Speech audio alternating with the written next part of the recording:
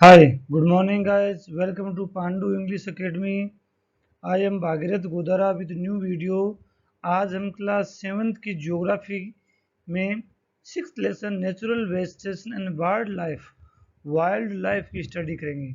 आज हम इस वीडियो में पढ़ेंगे कि नेचुरल वेजिटेशन क्या होती है, नेचुरल वेजिटेशन की डेफिनेशन क्या है, उसको हम पढ़ेंगे।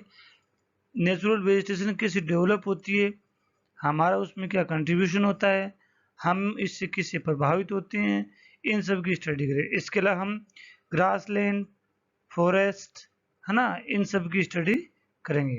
सो आगे बढ़ने से पहले मेरा निवेदन है कि वीडियो को लाइक करें, सब्सक्राइब करें, शेयर करें, कमेंट करें,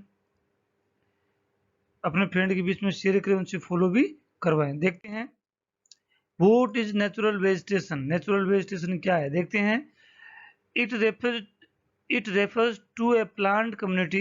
नेचुरल वेजिटेशन मतलब उस प्लांट की कम्युनिटी से है which has grown up a naturally without human aids, जो कि बिना किसी मानव की सहायता के, जो बिना किसी ह्यूमन एड के अपने आप ही डेवलप हो गई है। Has been left undisturbed by human for the long time, जो काफी लंबे समय तक मानव के द्वारा अनडिस्टर्ब्ड रही है, उसमें मानव का कोई भी हस्तक्षेप नहीं, इंटरफेरेंस नहीं है, तो उसे हम नेचुरल वेजिटेशन कहते हैं। नेचुरल वेजिटेशन मतलब है कि वो वनस्पति जो नेचुरली अपने आप डेवलप हुई है, उसमें हमारा कोई ज़्यादा योगदान नहीं है, तो ये होती है नेचुरल वेजिटेशन। आई थिंक आगे और देखते हैं हम क्लाइमेटिक कंडीशन क्या क्या होती है वेजिटेशन की। There is a close relationship between height of land and the character of vegetation. Height of land और वेजिटेशन में काफ़ी फर्क है। अगर पहाड़ी क्षेत्रों में देखोगे तो पेड़ पौधे सघन होंगे लेकिन हाइट कम होगी, हाइट ही कम होगी, है ना। तो लैंड की हाइट और वेजिटेशन के करेक्टर में काफ़ी रिलेशन है, काफ़ी अच्छा रिलेशन है। With the change in Heights the climate changes and the changes that changes natural vegetation.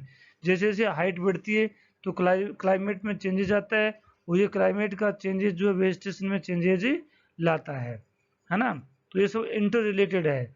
The growth of vegetation depends on temperature. इसके अलावा जो वेजिटेशन की ग्रोथ और टेम्परेचर पे डिपेंड करती है, एंड मोइस्चरिटी पे डिपेंड करती है। It also depend on the factor like the slope and thickness of the soil. मिट्टी की थिकनेस, सोइल फैक्टर या स्लोप जो ढलान है, जो स्लोप जो होता है उस पर भी डिपेंड करते हैं। तो नेचुरल वेजिटेशन को इफेक्ट करने वाले काफ़ी फैक्टर्स हैं। कौन कौन है? लैंड की हाइट, क्लाइमेट, है ना, और सोइल टेम्परेचर, है ना, लैंड जो स्लोप जो होती है वो भी इसमें काम आती है। The type and thickness of the natural vegetation varies from place to place because of variation in these factors. हर स्थान पर पेड़ पौधे आपको अलग अलग मिलेंगे। इसका एक कारण है कि वहाँ पर या तो टेम्परेचर या लैंड की हाइट या स्लोप या सोइल, इनमें से किसी एक फैक्टर का रोल इम्पोर्टेंट होता है। आगे हम और देखते हैं classification of the natural vegetation को डिवाइड कैसे करें। Natural vegetation is generally classified in three broad category as follows, है ना। थ्री कैटेगरीज में डिवाइड किया गया। जैसे फॉरेस्ट क्या होती है, फॉरेस्ट है, ग्रासलैंड है, सर्ब्स है। तो forest which grow where temperature and rainfalls are plentiful to support these the tree cover. Forest वो होता है जहाँ टेम्परेचर और रेनफॉल पर्याप्त मात्रा में होते हैं। Depending upon these factors dense and open forest are grown, और बारिश और टेम्परेचर के आधार पर सघन और ओपन खुले पेड़ पौधे बढ़ते हैं। ग्रास लैंड क्या होता है? Which grows in region of moderate rain, जहाँ बारिश कम होती है ना, कम का मतलब एवरेज बारिश होती है, तो वहाँ मॉडरेट रेन जो होती है, एवरेज जो बारिश होती है, वहाँ पर ग्रास लैंड बनते हैं, घास के मैदान बनते हैं। और श्रब्स वो होती है झाड़ियाँ, कंटीले जो पेड़ पौधे जो होते हैं वो उस क्षेत्र में होते हैं जहाँ का क्लाइमेट बिल्कुल ड्राई होता है, जहाँ बारिश बिल्कुल नहीं होती है। जैसे मैं कहता हूँ पश्चिमी राजस्थान, बीकानेर, जयपुर, जैसलमेर, बाड़मेर, जालोर, नागौर, पाली, इन जिलों के अंदर सर्ब्स पाई जाती है। कंटीली जो झाड़ियाँ हैं वो बारिश की कमी की वजह से होती है। आई थिंक ये आपको समझ में आया होगा। आगे और देखते हैं फॉरेस्ट, है ना। हमने पढ़ा 3 टाइप थे, तो आज हम सिर्फ फॉरेस्ट की स्टडी करेंगे। तो फॉरेस्ट में यहाँ 6 टाइप के फॉरेस्ट बताए गए हैं। ट्रॉपिकल एवरग्रीन फॉरेस्ट, ध्यान से देखें, ये ट्रॉपिकल वर्ड क्या है इसको देखें। ये मैं यहाँ पे पहले अर्थ को बनाता हूँ, ये अर्थ है, अर्थ के बीचों बीच इक्वेटर है, क्या है, इक्वेटर है ना। इक्वेटर के आसपास का जो एरिया है जहाँ टेम्परेचर ज्यादा हाई रहता है उसको ट्रॉपिकल एरिया बोलते हैं। तो इस ट्रॉपिकल एरिया के अंदर जहाँ सूर्य पूरे साल चमकता है, हमेशा यहाँ हाई टेम्परेचर रहता है। सो इस एरिया के अंदर क्या होते हैं, अलग अलग तरह के पेड़ पौधे पाए जाते हैं। ट्रॉपिकल का मतलब होता है वो क्षेत्र जो इक्वेटर के आसपास में, ध्यान से पढ़िए। तो ट्रॉपिकल एरिया के अंदर एवरग्रीन फॉरेस्ट भी पाए जाते हैं और ट्रॉपिकल एरिया के अंदर डेसिडस फॉरेस्ट भी पाए जाते हैं। तो इसमें दोनों तरह के पेड़ पौधे पाए जाते हैं। अब बात करते हैं टेम्परेट एवरग्रीन फॉरेस्ट। टेम्परेट का मतलब इससे थोड़ा आगे इधर बढ़ेंगे हम दोनों तरफ, है ना, इसके थोड़ा आगे बढ़ेंगे तो ये आएगा टेम्परेट जोन। तो टेम्परेट डेसिडस भी होता है ना, टेम्परेट एवरग्रीन भी होता है ना, दोनों हो गए। अब मॉडरेट वेजिटेशन, मॉडरेट का मतलब होता है कि जहां नमी रहती है, जहां पे नमी रहती है, वर्ष के कुछ समय तक धूप खिलती है, बाकी ज्यादातर समय ठंड रहती है, तो वो मॉडरेट वेजिटेशन होती है। और एक होता है कोनिफेरस फॉरेस्ट। इन सब की हम स्टडी आगे स्टेप बाय स्टेप करते जाएंगे। देखते हैं सबसे पहले ट्रॉपिकल एवरग्रीन फॉरेस्ट। मैंने आपको समझाया था कि ट्रॉपिकल एवरग्रीन फॉरेस्ट इक्वेटर के आसपास में होते हैं जहां पर बारिश भी ज्यादा होती है, टेम्परेचर भी हाई रहते हैं। एवरग्रीन का मतलब होते हैं ऐसे पेड़ पौधे हैं जो कभी अपने पत्ते नहीं गिराते हैं, साल भर वर्ष भर हरे रहते हैं, और वो पेड़ हमेशा सघन होते हैं। उनकी हाइट इतनी ज्यादा होती है कि सन की रेज भी नीचे तक पहुंच नहीं पाती है। इस तरह के पेड़ पौधों के अंदर बायोडाइवर्सिटी ज्यादा होती है, छोटे जीव जंतु ज्यादा रहते हैं। देखते हैं हम आगे क्या होता है, इसको पढ़ते हैं। These forest are also called tropical rain forest. Tropical rain forest, tropical क्षेत्र में बारिश के पेड़ पौधे, है ना। रीजन एरिया कहाँ होता है, ये equator and close to the tropics. मैंने बताया था ये पेड़, जो पेड़ है कहाँ, इसका एरिया क्या है, इक्वेटर के आसपास में। जो बीच की जो लाइन है, अर्थ के बीचों बीच लाइन है, हिंदी में उसको कहते हैं भूमध्य रेखा, उसके आसपास में, जैसे कि मैंने पहले आपको बताया था, वहाँ ये पेड़ पौधे होते हैं। क्लाइमेटिक कंडीशन क्या होती है, हॉट, क्योंकि वहाँ टेम्परेचर ज्यादा होता है। रिसीव हैवी रेनफॉल, इक्वेटर के आसपास में हमेशा हाई टेम्परेचर रहता है। ओवर पूरे साल हमेशा बारिश होती ही रहती है ना। जैसे मैं कहता हूँ इंडिया में चेन्नई, कन्याकुमारी, है ना, ये तमिलनाडु केरला का जो स्टेट है वहाँ इस तरह की फॉरेस्ट पाए जाते हैं। As there is no particular dry season, क्योंकि वहाँ कभी ड्राई सीजन आती नहीं, पूरे साल बारिश होती है। The trees does no don't shed they leaves all together, वो पेड़ पौधे अपने कभी पत्ते नहीं गिराते हैं, सभी एक साथ पत्ते नहीं गिरते हैं। जैसे वहाँ राजस्थान के अंदर तो मार्च के महीने में सभी पेड़ पौधे अपने पत्ते गिरा देते हैं। This is the reason they are called evergreen, इसीलिए इनको एवरग्रीन कहा जाता है कि ये वर्ष भर हरे रहते हैं। The thick canopies of the closely spaced trees does not allow the sunlight to penetrate inside the forest even in the daytime। मैंने आपको बताया था ये पेड़ पौधे इतने सघन होते हैं कि सूर्य की रोशनी भी धरती तक पहुंच नहीं पाती है, क्योंकि आपस में गुथे हुए होते हैं। Hardwood trees like rosewood, ebony, mahogany are the common trees, यहाँ पर इस तरह के पेड़ पौधे पाए जाते हैं। आई थिंक आपको ये समझ में आया होगा कि ट्रॉपिकल एवरग्रीन फॉरेस्ट क्या होता है।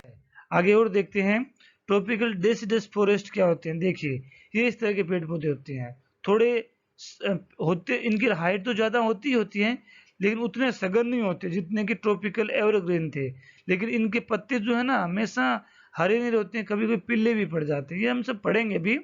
Tropical deciduous are the monsoon forest, monsoon forest होते हैं जो किसी एक मौसम में या बारिश के समय ज्यादा विकसित होते हैं। Found in large part of India, northern Australia में पाया जाता है, इन सेंट्रल अमेरिका में पाया जाता है। These regions experience seasonal changes, इनमें सीजनल चेंजेस आते हैं, मतलब सीजन का फर्क पड़ता है। जब बारिश ज्यादा होती है पेड़ पौधे हरे होते हैं, जब बारिश कम होती है सूख जाते हैं, पत्ते गिरा देते हैं। Hardwood trees like sal, teak, neem, sheesham, इस तरह के पेड़ पौधे पाए जाते हैं। Hardwood trees are extremely useful for making furniture, transports and constructional material. इन पेड़ पौधे जो ये फर्नीचर बनाने के ज्यादा काम में आते हैं. एनिमल्स जैसे tiger, lions, elephant, langurs, monkeys are commonly animal of these regions. इस क्षेत्र में इस तरह के एनिमल ज्यादा रहते हैं. ये आप इसको देख करके पता लगा सकते हैं. आगे हम देखते हैं टेम्परेट एवरग्रीन फॉरेस्ट. टेम्परेट का मैंने बताया है, टेम्परेट वो था ट्रॉपिकल, ये है टेम्परेट है. तो ध्यान से पढ़िए. Temperate evergreen forest are located in mid latitudinal coastal areas. Mid latitudinal का मतलब है कि इक्वेटर के दोनों साइड 10 डिग्री दोनों तरफ, 10 डिग्री के बाद में दोनों तरफ पाए जाते हैं. जहां वर्ष भर बारिश तो नहीं होती लेकिन बारिश होती ही रहती है ना, लेकिन जितनी नहीं होती जितनी ट्रॉपिकल एरिया में हुआ करती थी. और यहाँ सनशाइन होता है और सूर्य की रोशनी धरती तक पहुंच पाती है, इतने सघन नहीं होती हैं. ये कोस्टल एरिया में ज्यादा पाए जाते हैं. मैप में दे सकते हैं आप, ये देखिए इस तरह के पेड़ पौधे होते हैं, सघन होते हैं है ना, लेकिन सूर्य की रोशनी पहुंच जाती है यहाँ तक. Found in eastern margin of the continent. ये जितने भी कॉन्टिनेंट्स हैं उनकी पूर्वी दिशा, पूर्वी जो किनारा है, इंडिया का पूर्वी किनारा कौन सा होगा? बे ऑफ बंगाल, उस पे पाए जाते हैं. इसी in the south east USA, south China, in the south east Brazil में ये पाए जाते हैं. They compromise both hard and soft wood trees like oak, pine and eucalyptus trees, ये यहाँ पे पाए जाते हैं. आगे और देखते हैं temperate deciduous forest. These forest देखते हैं इस तरह के होते हैं. ये देखो, ये सीजन के अनुसार क्या करते हैं, अपने कलर चेंज करते रहते हैं. इनके पत्ते जो गिरते रहते हैं. तो ये जो है हायर लैटिट्यूड में पाए जाते हैं, है ना. These are found in the north eastern part of the USA, China, New Zealand, Chile and also found in coastal region of the western Europe में पाए जाते हैं. They shed they leaves in the dry season. ये पेड़ पौधे dry season में अपने पेड़ पत्ते गिरा देते हैं. The common trees are oak, ash, beech etcetera. Animals जैसे डियर, फॉक्सेस, वोल्व्स यहाँ रहते हैं. Bird like pheasants, monals are also found there. तो ये क्या होते हैं, जो इक्वेटर से काफी दूर 30 डिग्री के आसपास में ये पाए जाते हैं दोनों हेमिस्फीयर के अंदर. आगे देखते हैं मेडिटेरियन वेजिटेशन. मेडिटेरियन मतलब भूमध्य सागरीय, है ना. देखते हैं west and south west margin of the continent. Continent जितने भी कॉन्टिनेंट है उनका वेस्टर्न किनारा और साउदर्न वेस्टर्न जो किनारा है, बेओ हम कह सकते हैं अरबियन सी की तरफ जो हमारा है वो पार्ट जो है Mediterranean vegetation. Found in Mediterranean sea in Europe.